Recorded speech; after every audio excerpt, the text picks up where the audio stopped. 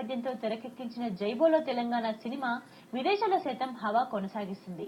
దర్శకుడు శంకర్ తెలంగాణ ఉద్యమాన్ని తెరకెక్కించిన తీరుకు అమెరికాలోని మినియాపోలిస్ లో స్థిరపడ్డ తెలంగాణ బిడ్డలు సలాం కొడుతున్నారు.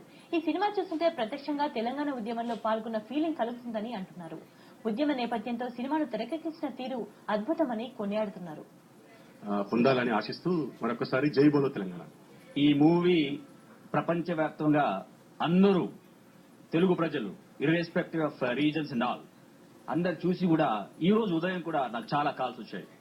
శంకర్ తో కూడా మాట్లాడినప్పుడు కూడా నేను ఒకటే చెప్తున్నాను, there is atrocities has done in our place, social injustice జరిగింది, ప్రాంతాల అతీతంగా మనుషులంతా ఒకటే అని ఈ సినిమా చూసిన తర్వాత నేను చెప్పదలుచుకున్నాను.